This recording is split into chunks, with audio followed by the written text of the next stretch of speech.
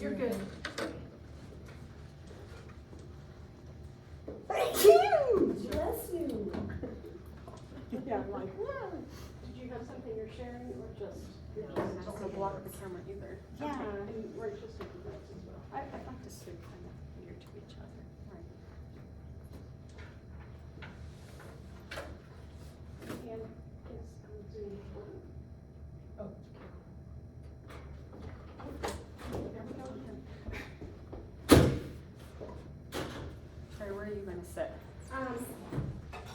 Where do y'all want me? Because they're asking the interpreters, maybe like right here. Okay, yeah, so just tell me where you want me, whatever works best for y'all. Okay.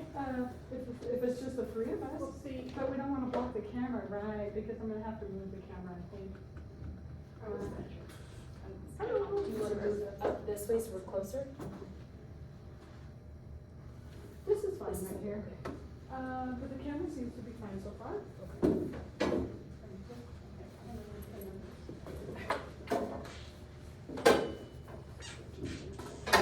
So you're blocking the camera. I'm blocking. You can scoot me closer. Oh, I don't.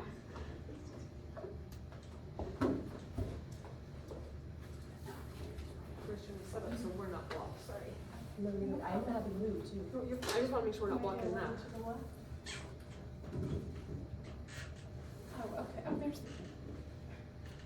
Okay. Okay, we're fine, Okay. because they'll hear the voice and stuff. Okay.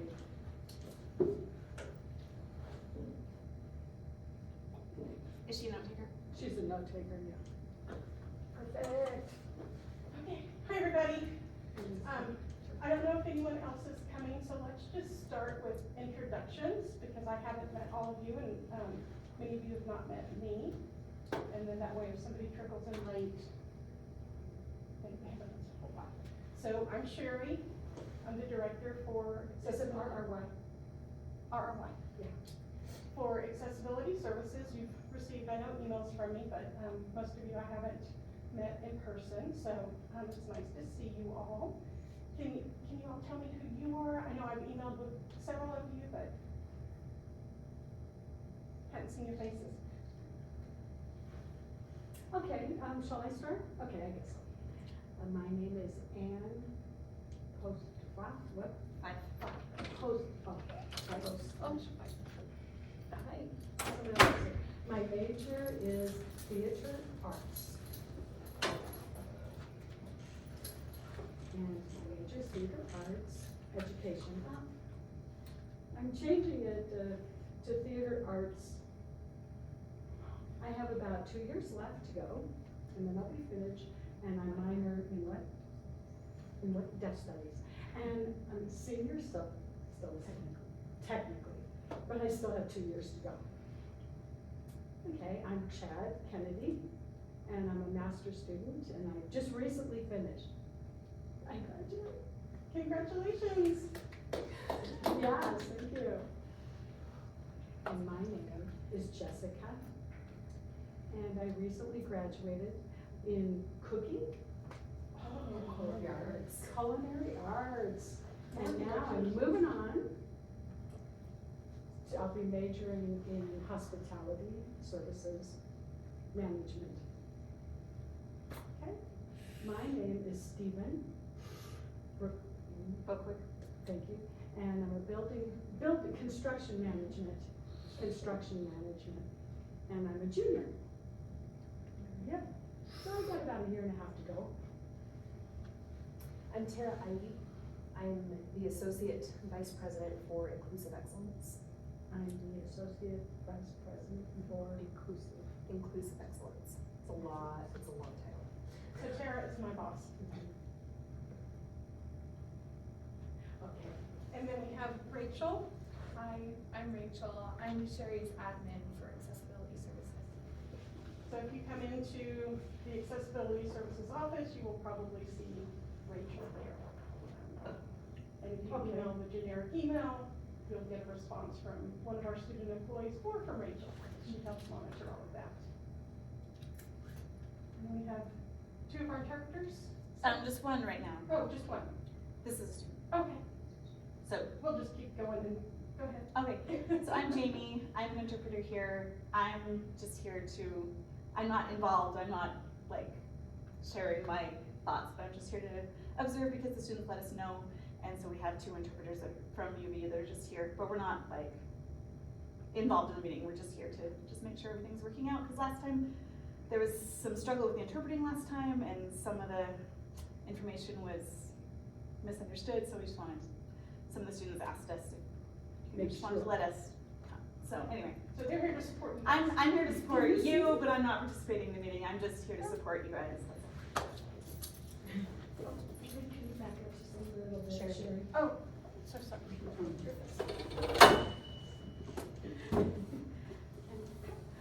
And then she said, hi, my name is Julie What grade again? Browning, and I'm an accounting student, and I'm a senior now, this year. Thank you.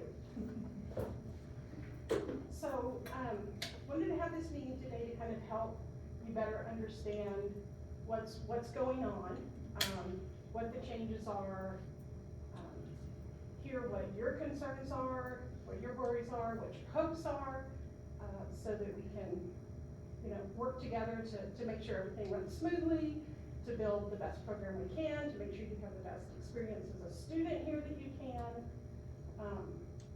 So at some point I'd like to hear from each of you, just questions you have, or thinking about what does your ideal college environment look like, what's missing, what's gone wrong in the past, how could it be better in the future.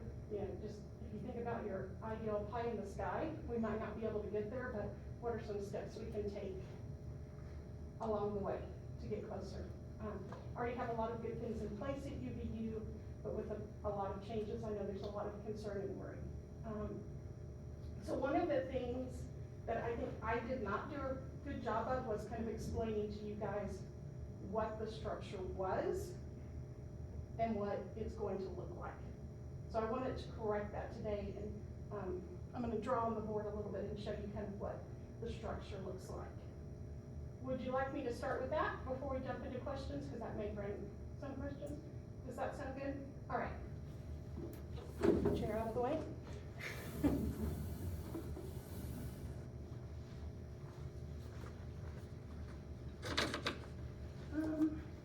Okay, first, let me tell you I'm not an artist, so it's going to look ugly. Thank you. That's fine. Thank you for your understanding. So I'm going to start with kind of what was the old system.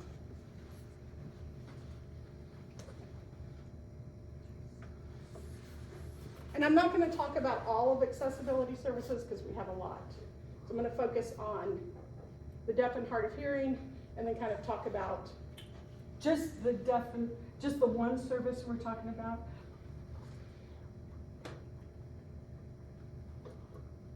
So this is under the OAS? yes, Accessibility service, yes. yes, Okay, so yeah. we're just talking about. Yeah, that there's part. lots of pieces under OAS, and I'll mention a couple of them as they relate, but we'll focus on, it's way more than you probably want to hear about. Or if you Okay, did, we can sit that's down right. one day. Okay, All right, so under the old system, we had the director, that's me.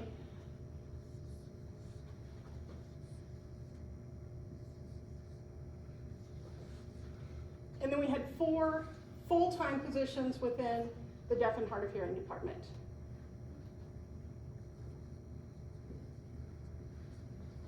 Two managers, oh, really? And then he's going to explain. Was this Question? Christie? Oh, there were 2, who they were. two managers. So one was over interpreting, that was Nicole,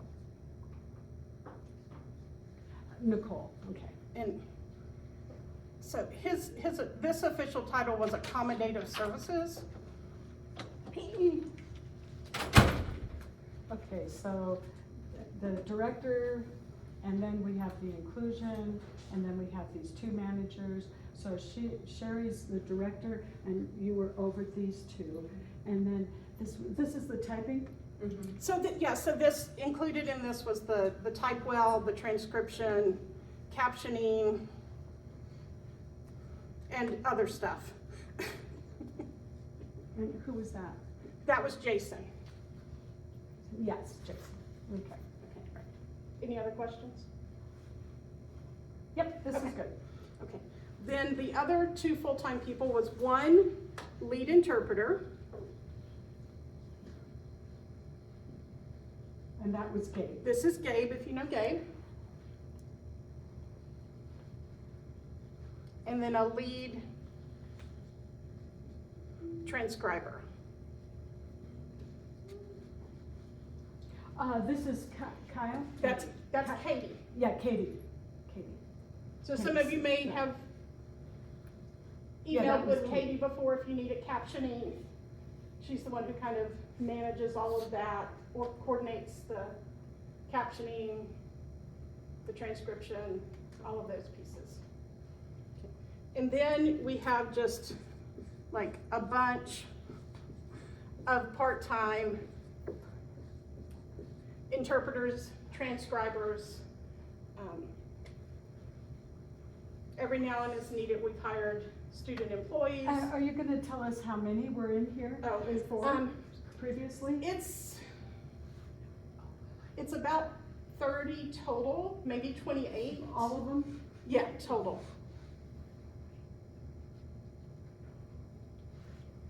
I'd have to look back at my org chart to tell you exactly. And it ebbs and flows depending on how many students need services.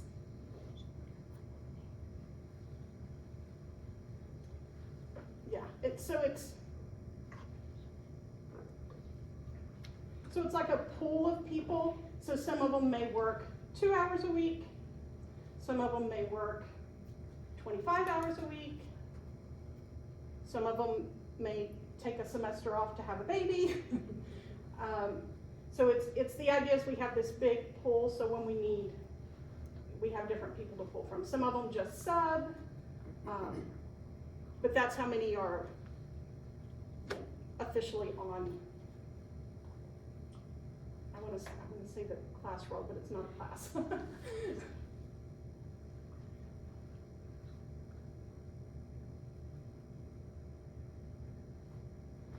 Okay. Okay. So let me grab another marker real quick. I want to say marker, no. Marker.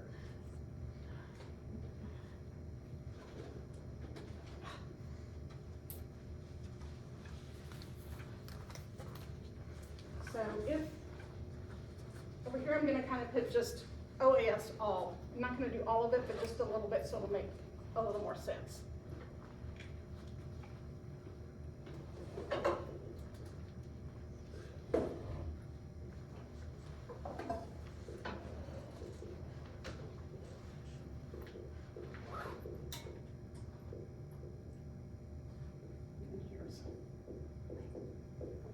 I'm not gonna redraw that since it's over here.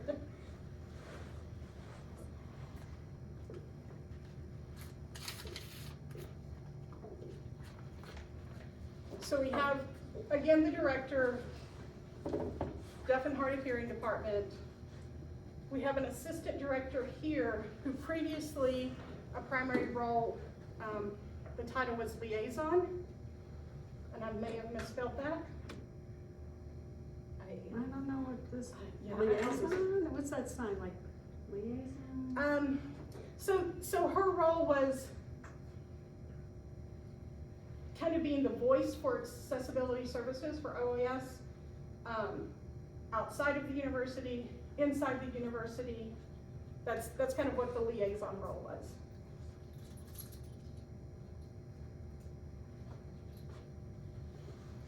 And then we had 3 full-time counselors. Oh, okay. Um, What is the counselor, the three, Oh, what do they do? What do they counsel in? Deaf? Are you talking about just deaf counselors? This or- is for all of accessibility services. So for all students who have So do you mean like, accommodations.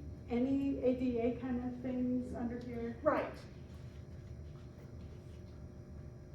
So any accommodation? yeah, yeah. This spring, we had 818 students, including deaf and hard of hearing students. You have an Oh. extra. That would be awesome.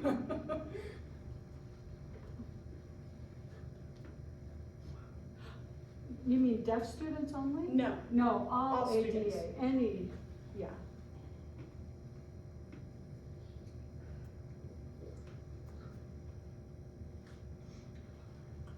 Our deaf numbers are included in this. yes. Okay. Okay, so far so good. So deaf students who are actively receiving services, enrolled in class, getting ASL, transcription, captioning, maybe just needed an accommodation to use their cell phone for their cochlear implant, anything that was related to deaf services. In this last spring, we had a total of 21 students. I'm squishing that one. That were enrolled, just this recent spring, Yes, 21. yes, that were enrolled and Receiving services. requesting some sort of accommodation, receiving services. Did you want to? So when I came in, I started in January 2020. Then there was a pandemic. And then there was an earthquake. My first earthquake, and it was very scary because the building shook. I was downtown Salt Lake. I hope none of you have to experience that. It's scary. So this is the system that existed then.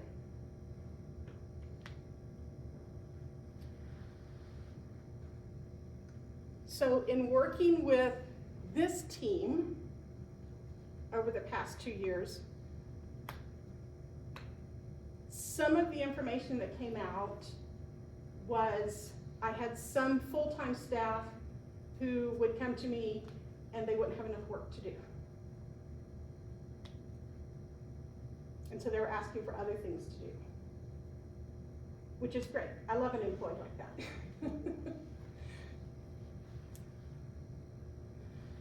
And so part of it was like, okay, we're in a pandemic now. Is that part of the problem? We had an increase in captioning requests, obviously because everything went online. But we had a decrease. So I started looking historically what's been going on. So there were a lot of pieces to it. I looked at what had been going on historically, what data we have, and information from my team here, and then as it related from my team here.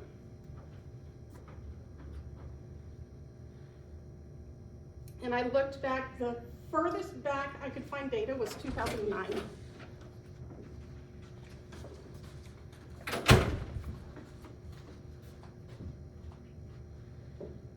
I have really good solid data going back for at least 4 years. And then going back 10 years. So I want more, so specifically like data, like what kind of data? Sure. So I looked at, first I looked at just numbers. Numbers. Like As what what, numbers? yeah, so, Like what kind of numbers? yeah, so I'll get to that. So first I looked at numbers, then I looked at like historical occurrences, and then I got input from staff. So numbers, I looked at students first. How many students did we have? At one point between like 2016, 2018 was really the peak for UVU. The hard data I found, the highest number I found was 88 students. and I believe it was 2018, but I may be wrong on it was somewhere between 2016 and 2018. And they were all deaf. Yes, yes. Every one of those 88 students was receiving either interpreting, transcription, some sort of deaf service. I've heard just from other staff who've been around a while that numbers reached around 100 at some point. I don't have like solid data to support that, but so 88 is still pretty good. When I counted students, I counted students who are on the manager's caseload and students who are on counselor load if they receive some sort of accommodation for deaf or hard of hearing. Okay. Any questions about that? Nope, just going through my head, just thinking. Right after 2018, by the time we hit 2019, pre-pandemic, we had dropped to approximately 20 students, more or less. There was a sharp decline, about 2/3 of the students. Do we know why? What caused the drop? We don't know why, and But you don't know if any of those 88 students, did you know if they graduated or transferred, or just kind of curious? Yeah, no, good questions. Those are some of the questions I asked. One of the first things I thought about was, we started a deaf studies program. Was there like a big influx of students and then they all graduated? But that turned out not to be it. There were also some changes with vocational rehab a few years before that. Yep. Yeah, around that time, yep, I remember. Yeah, and it was a couple of years before that, and there was a small dip for that, which made sense. Trying to think what I talked to staff here, I talked to deaf studies, I used to be at another institution in another state. I talked about what was going on nationally, and there's a lot of factors. Is finally all I could determine is there were a lot of varying reasons. From here to here, there were also changes in this structure and changes in the way services were provided, and some of that may have had an impact. So you had that we had some people approach, which I mean I understand, but did any of those people students, like were they students, like were they employees, were they students where they were not receiving services? Did they explain their situation? I just don't know, maybe think about getting all the information, but like what about those else? Like, how can we talk to them? Does that make sense? Yes, the best way to find that answer is to ask those students.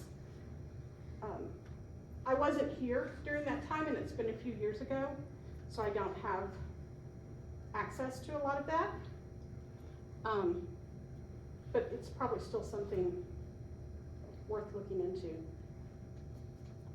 I think the bottom line is there's a lot of reasons, and we just can't point to one reason. If we could, it would be easy because we could fix that one reason. But nothing's ever easy. So approximately that time, they decided to restructure the plan. So what was the main role? Like, what was the plan of the restructure? To make better services, make it more accommodating? To like, what was the point of restructuring? Like the department, or does that make sense? I mean, was that like the goal? Like, was for that to be restructured, and not like the students who are receiving the service? Like, why was it restructured? So when I came in, there's two main goals that I have in the restructure.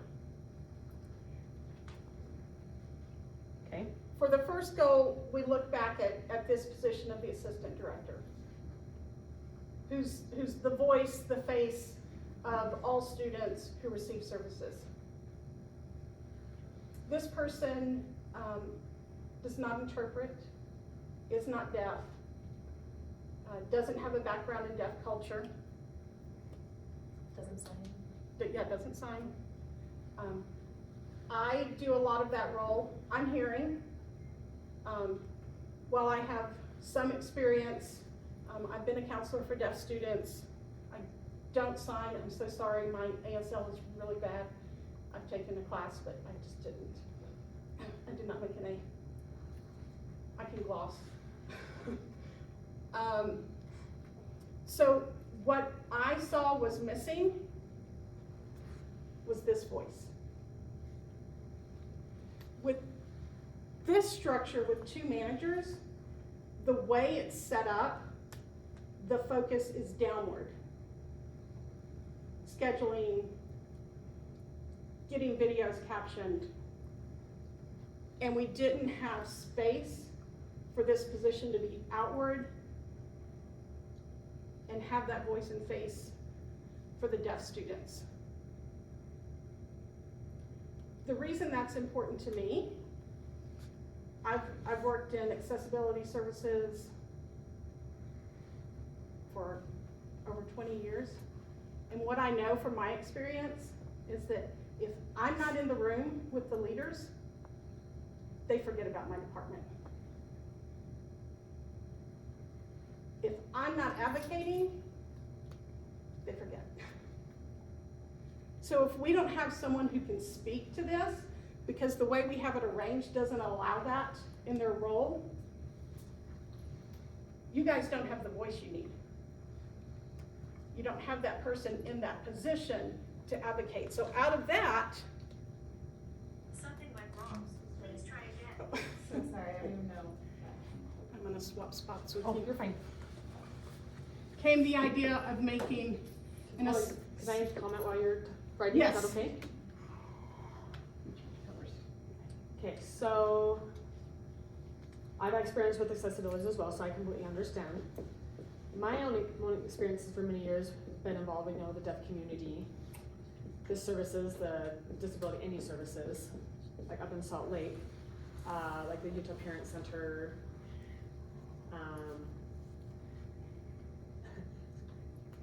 disability law. Yeah, so I've done local rehab stuff, so I understand what the situation. I mean, things have changed and everything. I completely understand. That's clear. I mean, it's not the time, but I mean, I get this. So I have worked with people in that. I have worked with clients for many years. And then I came back to school. I always, had that in the back of my head, I've had, some experience in my pocket trying to get that. But I wasn't aware of the change until the day of Nicole left. All of a sudden we were informed, and I was shocked. I was like, wait a minute, okay. And the reason I was thrown off is because me as a student, that happened during final week. And so of course that's all messed up too. But for me as a student, I was like, whoa, wait a minute, I have my own rights. Even if I am a new student, I transferred in 2020, so I'm still pretty new. But still, I was even asking some other students who were before me, they had no idea of the reconstruction either. Until that weekend, everyone was just completely shocked. We're like, well, we want to learn more. We need to know, like what happened before? Like, why did we not know anything? We knew nothing.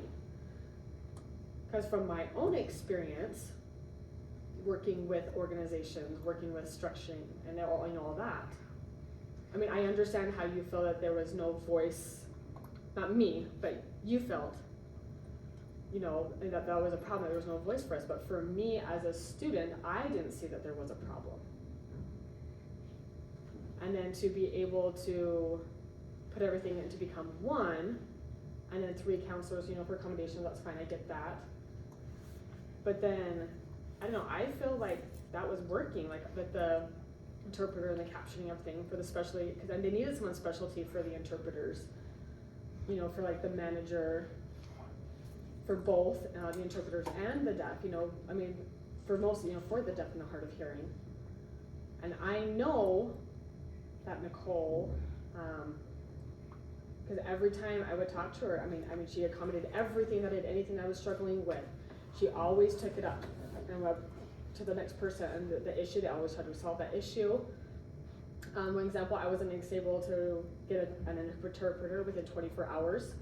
And they told me, you know, because, you know, I need to know within a certain amount of time, but because it was the last minute, but they're like, you know, I have to follow HR, that's the rule. And I was just like, oh, okay, that's fine. But I was frustrated, yes, but I did receive a new email From Tara. from Tara after a week after the meeting, and it was more information explaining a little bit more. So I mean, it helped me understand it, but it's still, I didn't like it. But I mean, so I don't know. So that's why I asked, you know, the emphasizing, you know, on the, you know, the ADA law. I mean, I say the ADA, but sorry, my brain was just always was going, you know, 100 miles an hour. But you know, from kindergarten to 12, yes, but from on, you know, for college. I mean, was it section 504 or whatever it was, under, you know, the kind of services that, you know, we receive under the application, I don't know, whatever the number is, but for our rights as students, I mean, yes, the type of thing, you know, is under, you know, HR, it's under the organization. I mean, I know students are involved, like, you know, the HR and everything, but at least we should have at least a voice in that situation that's happening. That's why when that weekend I learned, and then you had told me about the interpreters, after, you know, come with me, we have to, you know, accommodate that. I mean, I tried to approach for, you know, a few months, and I'm like, why were we not aware of that at all? Because for me, from my perspective, it wasn't successful, especially for the change.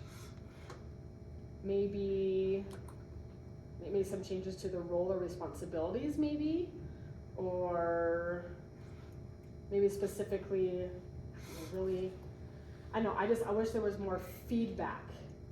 I mean, even if it was just, I mean, 20 students, I mean, that's still plenty, you know, to impact. And with that voicing from the students for them, and from advocates from at least those two, I think it would have made it work for the future. And now, like right now, it's just, I mean, this makes sense to me. I get it, I understand, but I feel like we need a specific person who's already knows sign language, who knows the deaf culture, who knows all that information, who understands our struggles, who knows our background, so that can make it work for all of us, and we can all collaborate together and work together with the higher up, so we can make sure that we are receiving what we need. So for me, that's the struggle that I have as I'm observing this.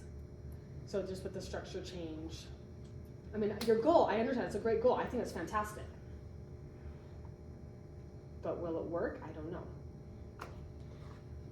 Let me try to respond. That was a lot, so I probably didn't catch it all. Sorry.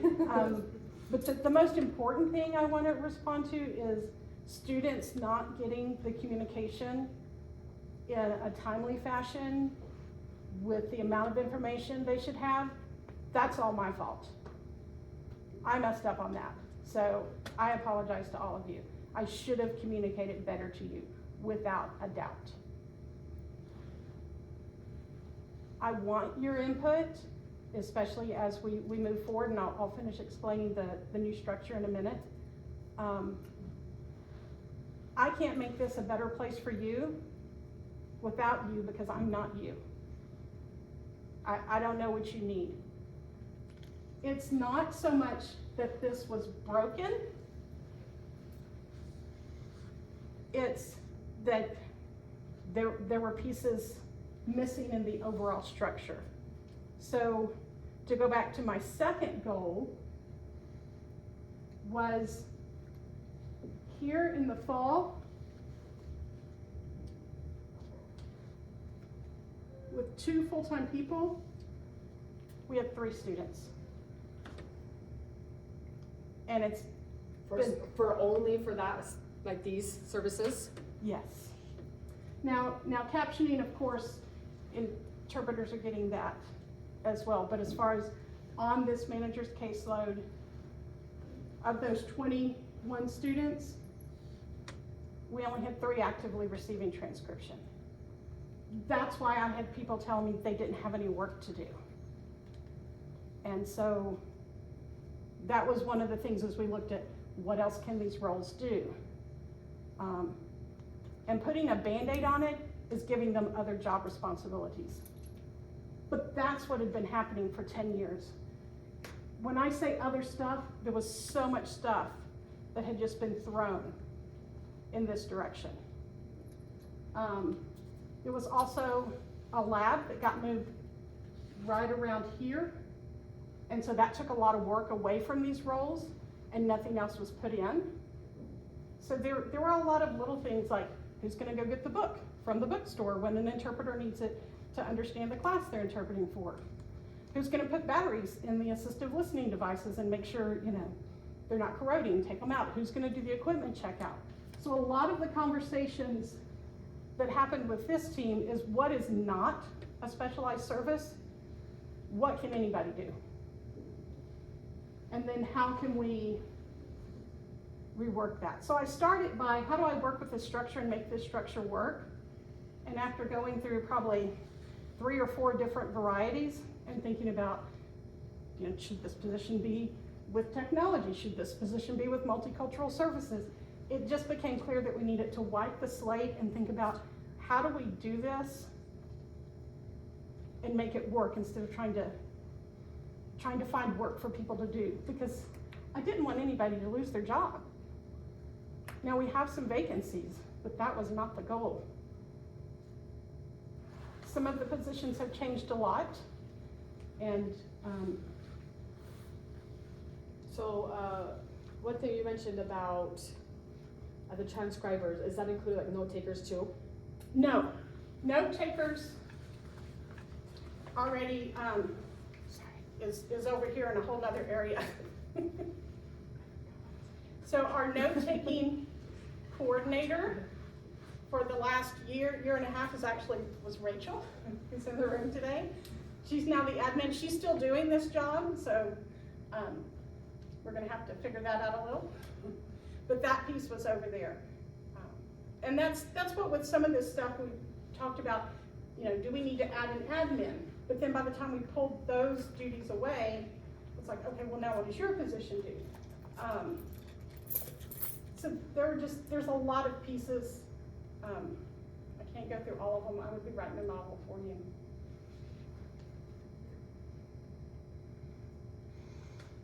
Yes, okay, the reason why I'm asking about the note takers, when I took the live person class, I remember last semester in the fall, I took an education class and I requested a note taker.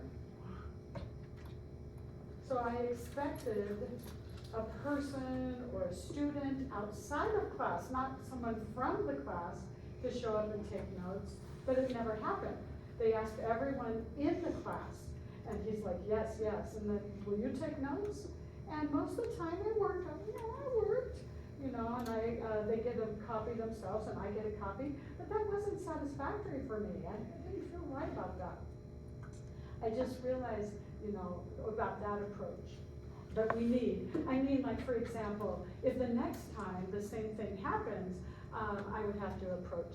How would I approach to prevent that? How from would I happening again? approach to prevent that from happening? I just don't want someone from the class, I want a real note taker. So our note taker system, because of Department of Justice laws, and it's kind of across the country, all colleges have had to do that. We had to revamp. I think here it's always been students, and now it's a volunteer student program. It's not like a person that we pay to come in and take notes, and because of the way the labor laws are, we can't actually do both. But if we can't find you a student peer note taker, then kind of the workaround that I've done, Tara, cover your ears, is instead of calling them a note taker, I'm calling them an access assistant, and we can get someone in. It's probably still going to be a student employee, and we've done that for a couple of classes.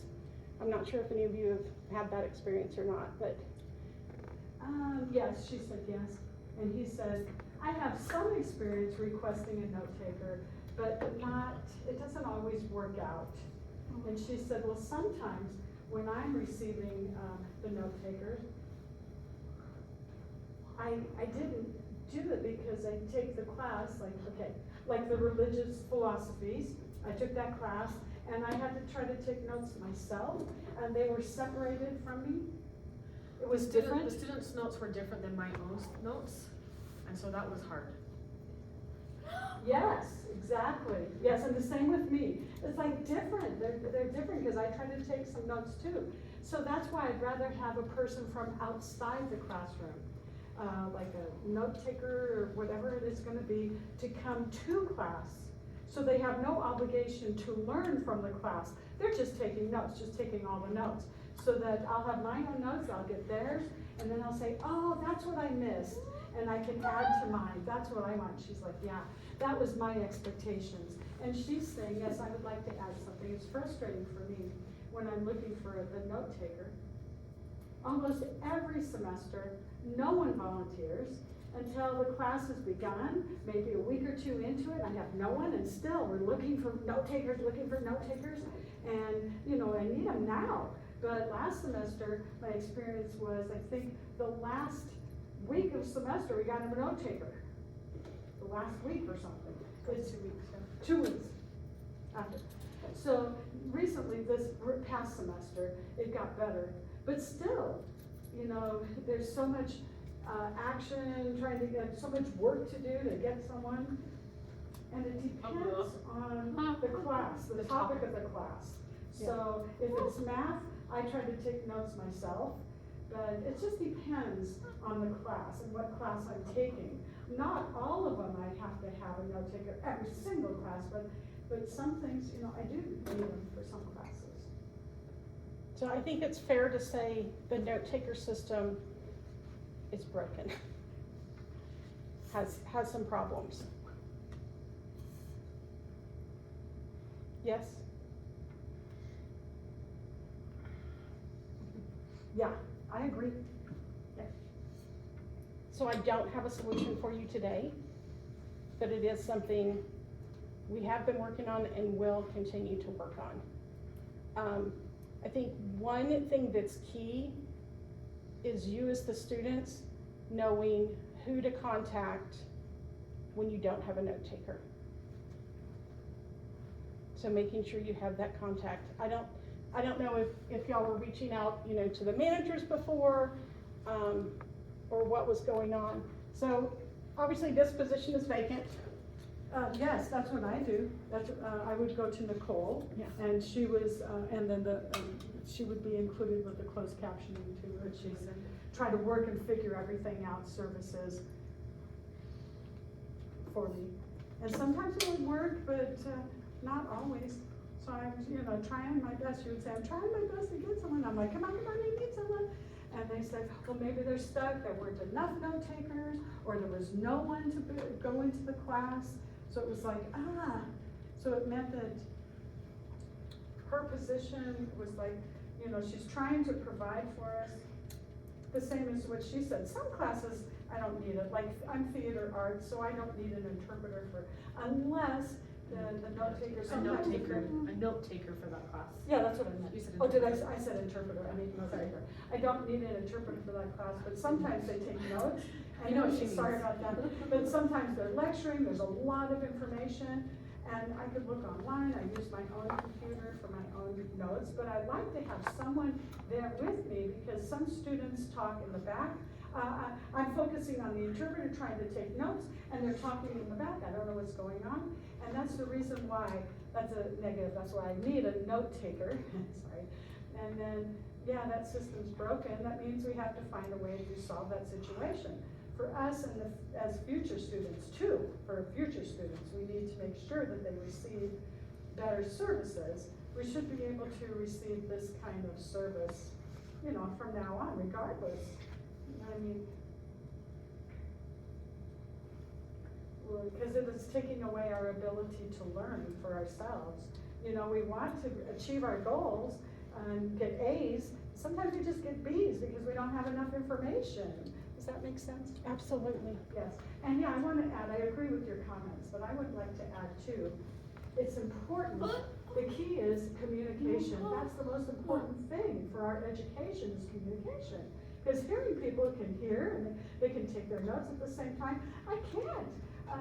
You know, we have an interpreter, I have to say, interpreter hold. And if the teacher's willing, then they can hold for the student to write our notes. But the teacher is focusing on their job and the other hearing students. And so, you know, they don't want to wait, but they say, okay. And then sometimes I'll say, wait, and let me write my own notes for a second. And also we can copy onto recording for later. And then we can give that to them, we can record and then someone can type it up later, is that what you meant? And so all of us, you know, we could say if we need or we don't need, we'll let you know if we need or don't need a note taker, which ones and where we need to have them put in. Is there anyone in a class right now who doesn't have a note taker and they need one?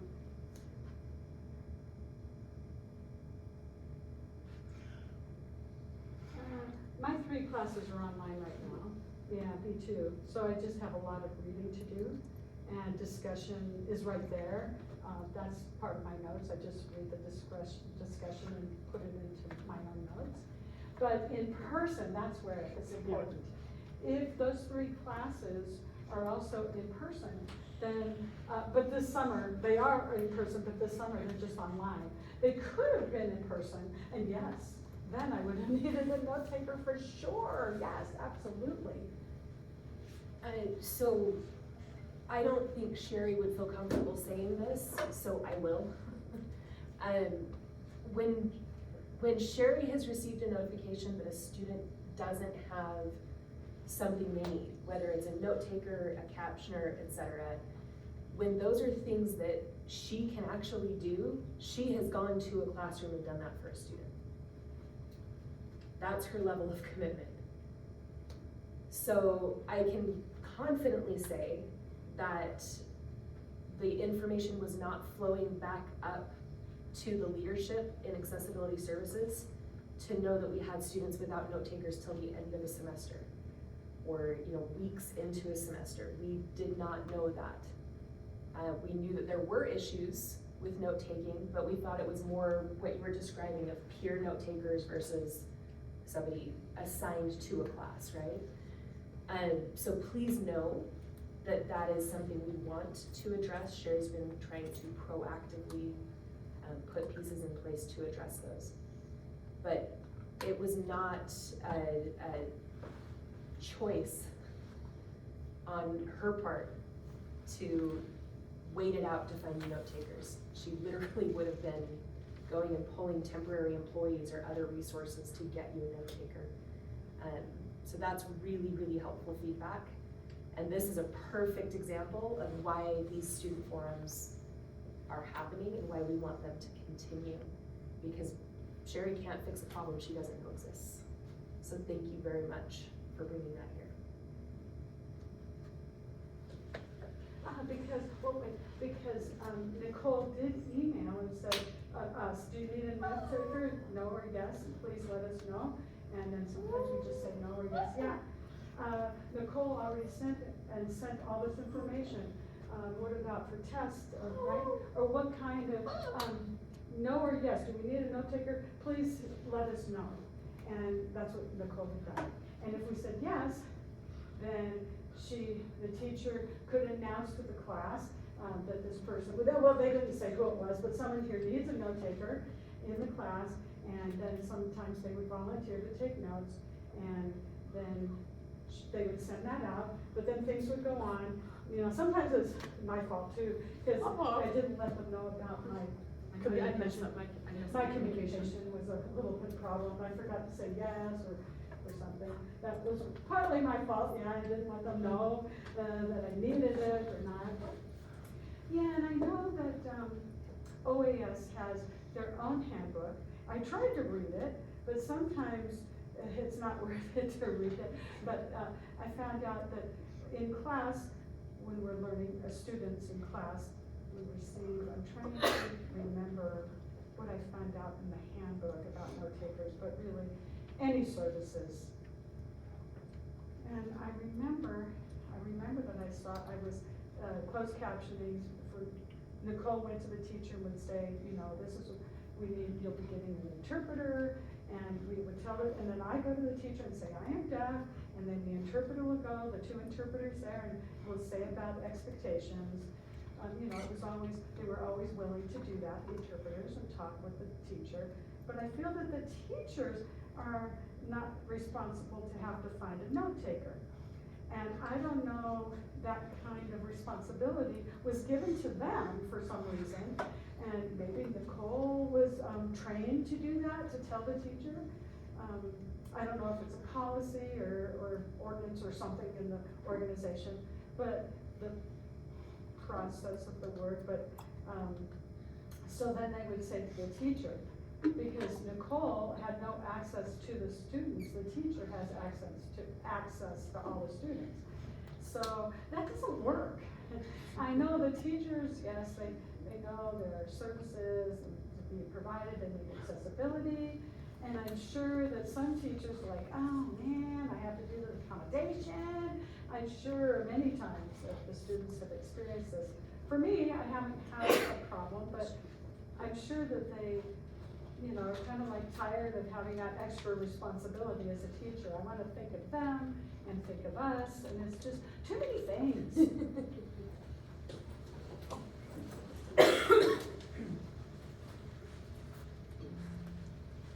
Yeah, we'll keep working on that, and definitely, while this position's vacant, reach out to me. If it's a note taker you don't have, if it's anything you don't have, let me know. Yeah, I've sat in classes and taken notes. Rachel sat in classes and taken notes. Most of my staff have done that when we know there's a need. We're running out of time, so let me finish so you understand what the structure looks like right now. So we have, of the 4 positions we had, so we're creating one leadership position. So all those 4 into the one. No. No, we still have a So is that full-time the same? interpreter and a full-time, instead of calling it accommodative services, it's gonna say text to speech officially. Wait, did I do that right? Speech to text. Sorry, I always say that backwards. She's wondering if the thing you drew over here, over there in the blue, is that the same as what you're drawing here? This is all the old one, right? And it's coming. So this brown one is the old one. Yeah, but what about that over there? That's kind of messy and pieces of all of OAS. That's probably a bad picture. But you're drawing the new one. Yeah. So from this to this.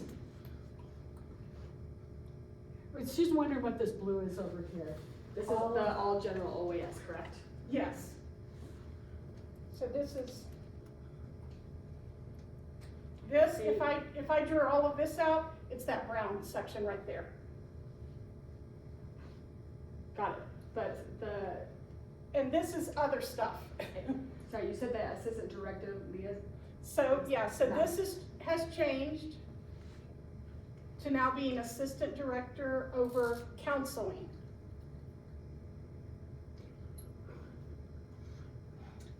So now, this is separate from yes, the deaf and hard this hearing? is separate from deaf and hard of hearing. Okay. Yeah.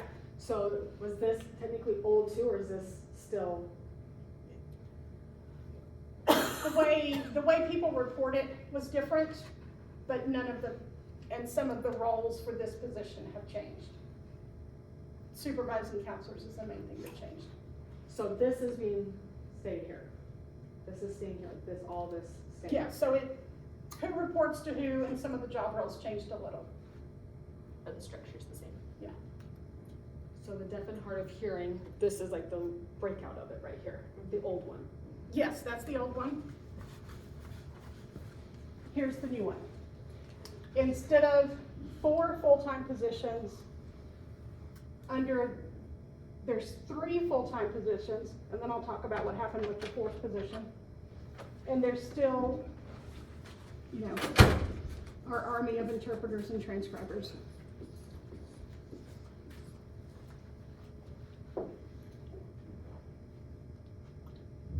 Yeah, she was saying the same thing that you just did, like. So the idea here is we still have a specialist in interpreting who's full-time. We still have a specialist in transcribing and captioning, who's full-time. So the question, is that a lead interpreter? Yes, this is the lead interpreter. So she's explaining what we just went through, but you just re-explained.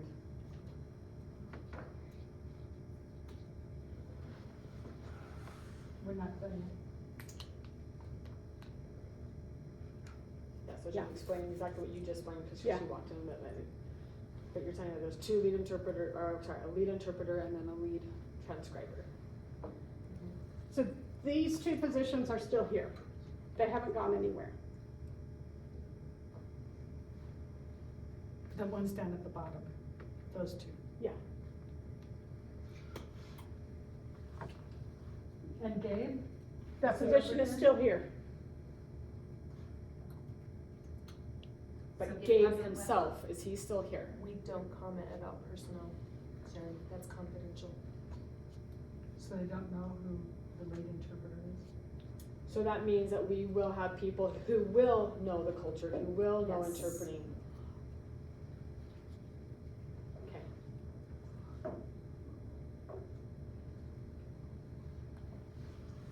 So the position that we're not going to have anymore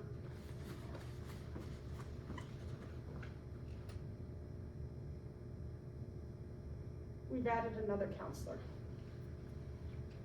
So 4 counselors. And I don't have time, but there are also some job responsibilities that have shifted to either administrative or the assistant director or myself from there.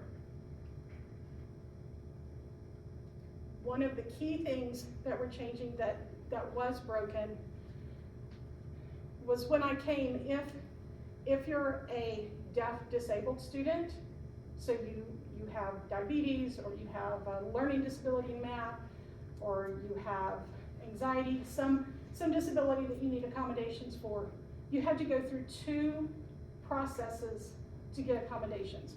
You had to get your communication access, and then you had to come see a counselor and get access.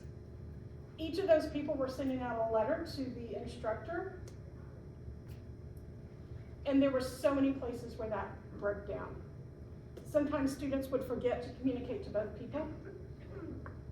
Sometimes instructors wouldn't realize that they were getting information from 2 different people and think they just got an updated letter and not know what all of the students' accommodations were. Every semester, there was an issue with students with that. So in January, one of the things we moved to, we got a new software, was having the counselors work with the managers to decide who should be the primary person. By having a counselor and students assigned to a counselor, you've got one contact. And then that leaves the new team just the responsibility of the logistics, scheduling, captioning, and then it takes the accommodation, because the managers before, they were doing a lot of the letters. It was handwork. It was just a lot of manual process. And with the new software system that we got, it's going to be able to eliminate a lot of that. In January, we decided not to ask you guys to use the new software for your accommodations, because you were also transitioning from Zoom to Teams, and that seemed like a lot to say, I'm sure learn all these new software systems at once. So the goal was to make that transition this summer. You can, rather than like looking up your schedule and looking up all the information and typing it all into an email, in the future, I mean, you can do it now if you want to. You can go into the software system, you sign in with your UVID password, you click a couple of buttons, and your schedule pulls up for you. And then you check what and your accommodations are listed for you. You check which ones you need. The students who have been using it the past semester, I will say I've gotten 0 complaints about it, which is like unheard of. The comments I have gotten have been really positive because it's a really easy system. Spent about 2 years researching different software systems to find something that would work for us that would be user-friendly. What we had before was awful.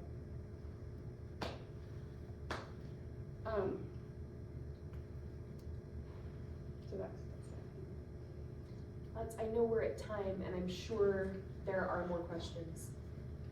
I know before we finish up, sorry, thank you so much for your patience. So the new positions that you have over here, with the lead, so my understanding is that both of them, so that means the lead interpreter will be responsible for the scheduling of the interpreters as well? Or who is responsible for the scheduling, the providing the interpreters, the transcribing? Does that mean the lead interpreter is responsible for that, or both work together? How does that work? So that's a great question, and I have two answers, because right now we're in the interim. We're in the what? We're in the middle. Sorry, We don't I have- didn't hear them understand the word, sorry.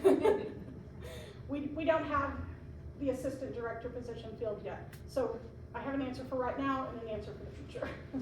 Right now, continue to communicate with me. I sent an email yesterday that said the text number was broken, it's fixed now.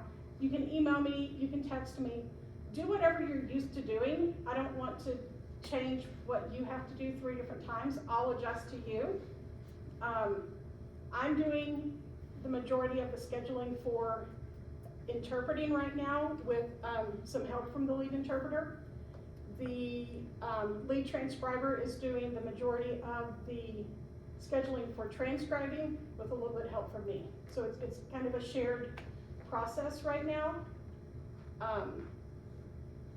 Once we get the assistant director, depending on their personality, their job skills, I don't want to line out and say, this is how this must happen in your department. They're going to work with their team to work that out, and we're going to support them from the whole team in whatever way we need to. If that means administrative help, we have several student employees. If we need somebody to help with just like the logistics of typing things in, it's just going to kind of depend on once we have that person.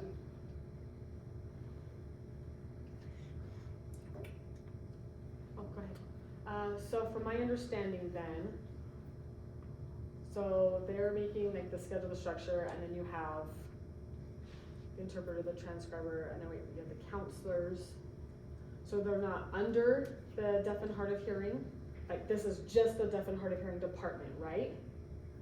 And then you have the assistant director and the lead interpreter and the lead transcriber. That is it. But we have not pulled in anybody yet for those, correct?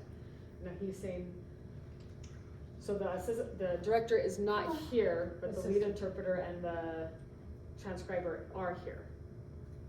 And she's saying, okay, so thank you for the clarification. Okay, so we need the director to be pulled in, and they will be responsible for some of the scheduling for some of the interpreters. Is that what I'm understanding? He's saying yes. Yes, Yeah, he's saying kind of like the same position as like Nicole. And Sherry. So they're like so Sherry and the interpreter will all work together. Okay, so I know Nicole had, her responsibility, so.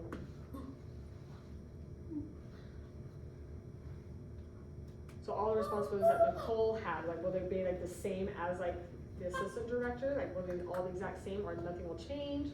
How will that work? so some of those responsibilities have already shifted to other places, not just temporarily but permanently. Some will be the same and some will be different because it's kind of a different format with building in that leadership, the outward. Just saying. So for example, the deaf and hard of hearing, the assistant director, their role, because they are taking over, like with both the interpreter and the transcriber, they are responsible for both of them. So that means that some have the responsibilities, or they'll get rid of some of the responsibilities to make the responsibility easier. I want to make sure their responsibility, but they'll work with the lead interpreter, with the lead transcriber. Does that make sense? And she says yes. So, sorry, I'm just confused. That's okay. I just don't know who to to talk to, I just don't know who. He's saying, okay, well, Nicole, before, I mean, like usually, like you would, for example, like communicate with somebody and then they would go to like a director or whatever we need to do. So Nicole, like for example, Nicole would be like the assistant director. Like she already knows everything, she's experienced everything. So with some of the responsibilities just won't be the same. And I don't think they'll affect us. Maybe some will, but not all. So we'll change some of the responsibilities, the report, it'll be just a little bit different. It's just all like accommodations, and then they have little branches out. Am I clearing that? Does that sound good? Okay. So that means the lead interpreter will know what our needs are. Like, so for example, if I need a math class and I need to take that, like specifically for that math class, and she's saying, well, I know that they have the realization, you know, they have to find somebody, you know, if they need to replace or, you know, they should be able to have that knowledge. I mean, I know, like, you know, the last meeting we had a mishap with that, but I mean, we do want Nicole back because she already knows what, you know, us now. So it's just, sorry, it's just, we are just frustrated. It's just that she's gone. Cause we know that she did apply for the job, but we were told that she was informed that she would not get that, and she's asking why. But I don't know, I know we were expectations, I know there are differences, or they're saying like they won't work for you or whatever, but I know for me, that's messed up. In my opinion, that's just messed up. I feel like that's missing a lot of information just because of that communication there, that information that she has about us. I feel like a lot of information is missing with that kind of job that she had. I mean, I know she's overqualified. I do know that. Yeah, she is definitely overqualified. So I don't know why she was let go.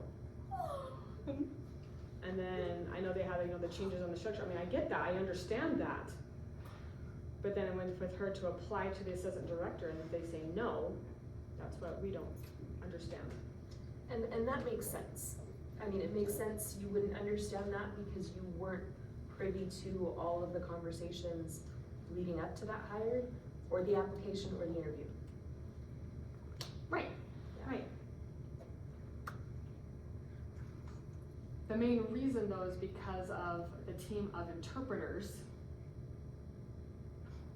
You know, for example, Nicole, but you know, she was their boss. You know, she knows them, they know her, you know, so I'm sure maybe half of them already had experience, you know, with director. I mean, I'm sure they all have had.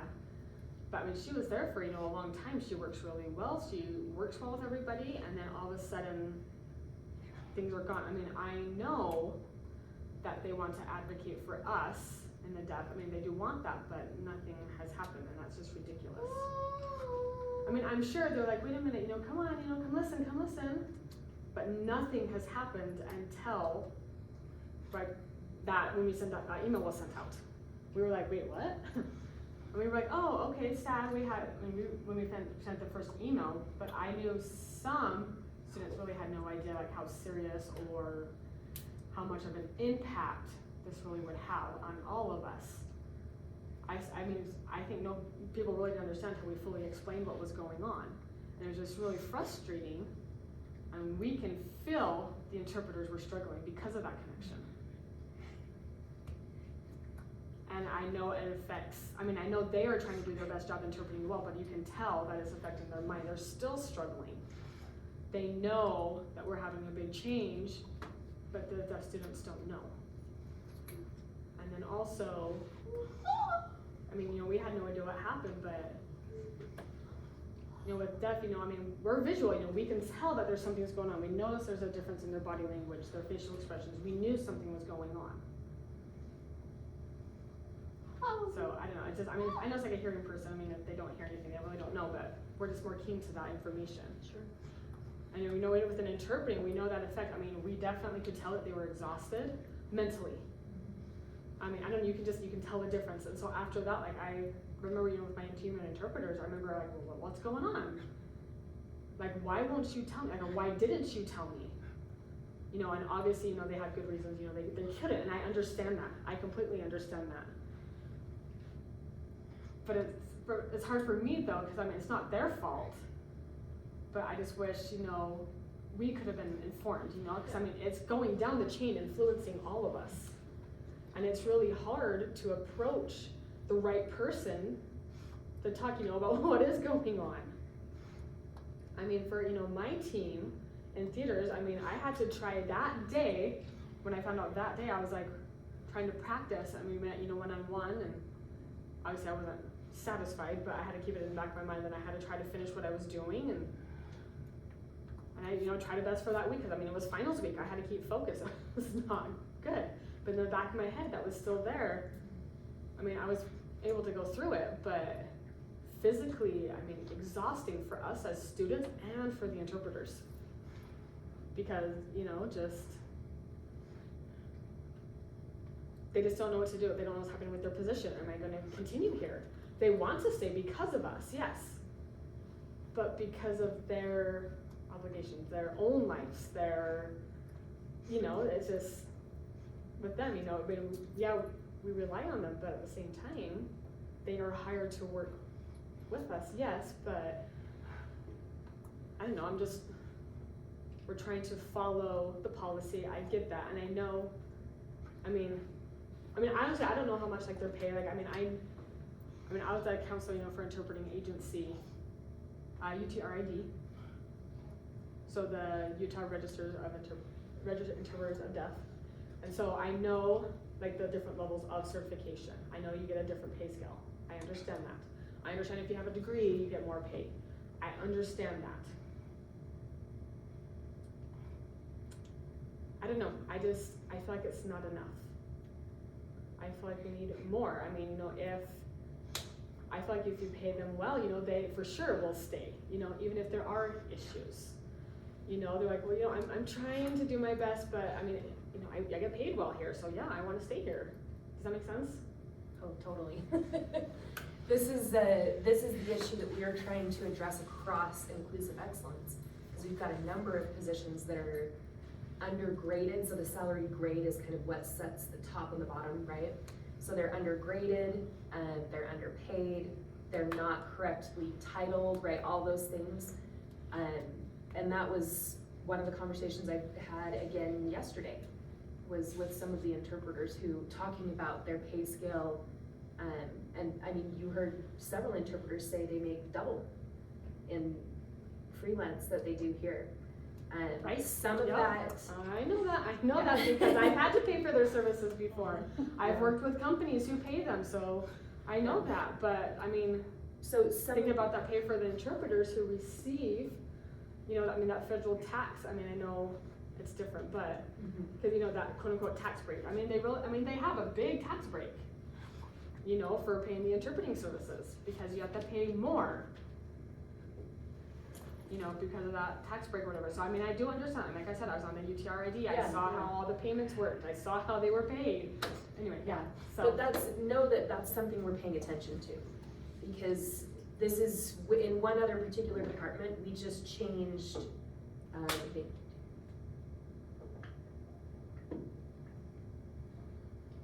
we just changed 8 different positions in one department because of this kind of an issue.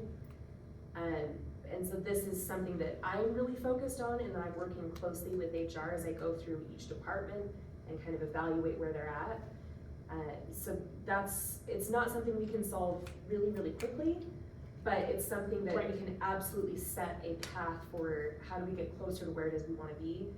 I can almost guarantee we will never directly compete with private industry, because that's just the state institution, but we can definitely work to get a lot closer.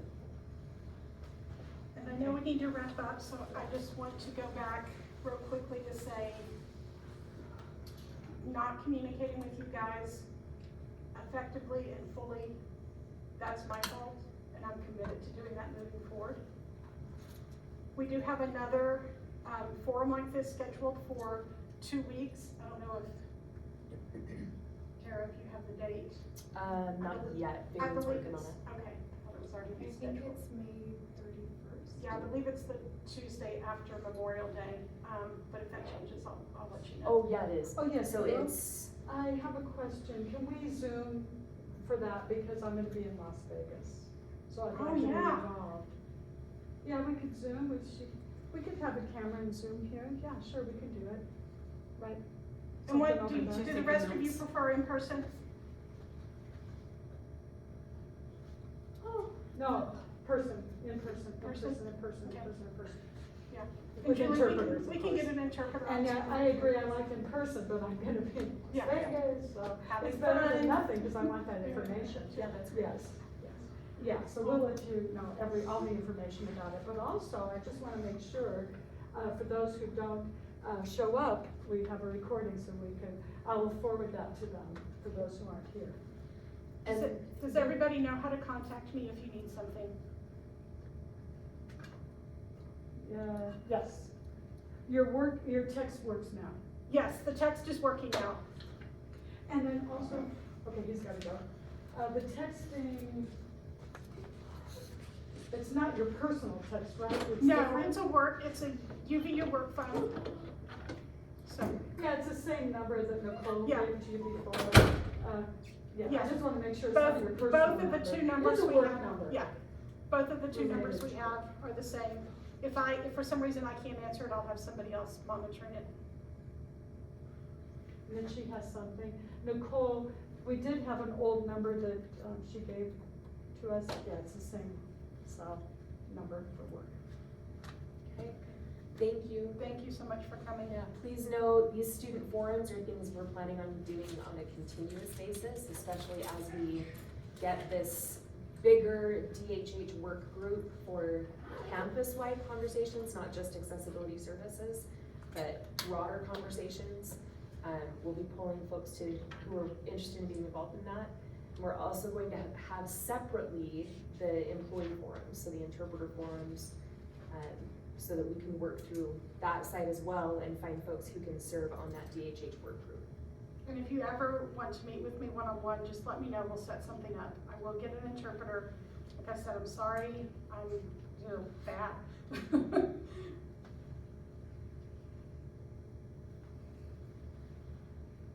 Okay.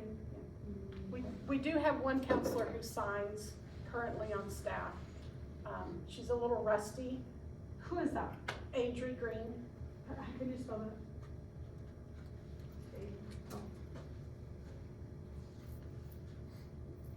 Oh. Is that a woman? Yes, So, what's her ASL knowledge?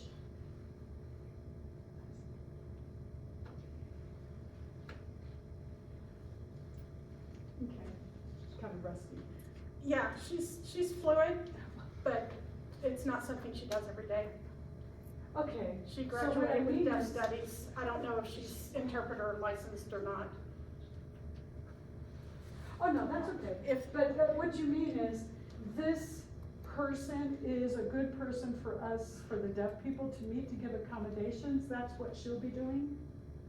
So for right now, keep meeting with me, but for any students any deaf disabled students who are receiving accommodations for other reasons, this is who they'll be seeing. That's the fourth counselor position. No, she's already here. Oh. So the fourth counselor position, I'm looking for someone who signs as well, but, we'll see what we get. Okay, so what you mean is that there are 3 counselors, well, one. One of these 3 currently signs. The She's woman here. there, she graduated in deaf studies, Yeah, but she's not maybe great at sign, but she does. The 4th counselor, they want that person who knows and signs well.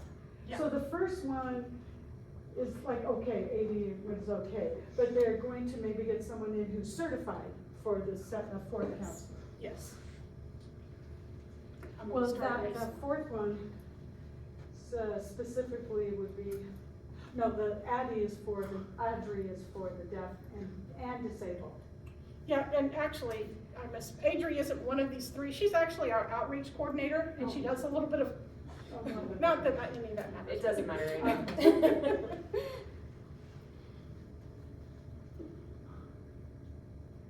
She's not a counselor. She's an.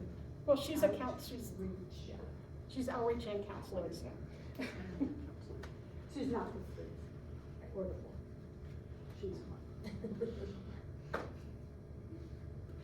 So And if you I, need accommodations and stuff, you don't know what to do, they can counsel you to give you what, the classes that you need to go to, what accommodations you might need. well, and I just wanna make sure you're totally clear. And she's just explaining about different accommodations that Adri would give, or like if you need extended test time and stuff, that's separate from interpreting a closed caption. She wants to clarify. There is no intent of having somebody who is not, very fluent, certified, right, expert in ASL to be an ongoing service provider. Wait, I This didn't is- understand anything you just said. Okay. There's no intent not to do, just go to the positive. There's not too many negative things. Say that again. What is Adri is not there to be the exclusive ASL provider. And wherever it's helpful to have an interpreter with Adri and a student, we will always have an interpreter there. It's just that backup opportunity of somebody who at least has some signing skills to help students navigate until we can get an interpreter in the room.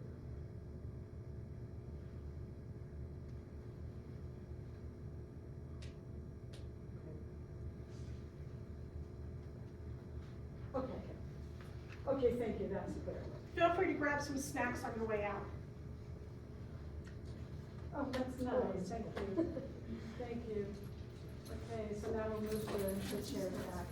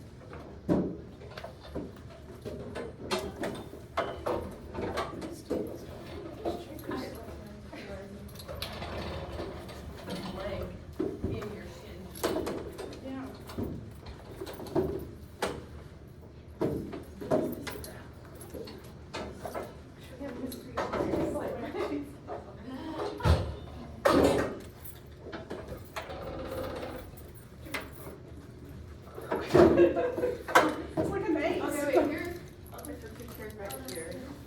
They don't need a desk. They don't need one.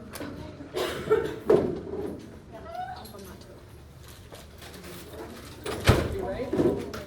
They gave us a code too. That's so odd.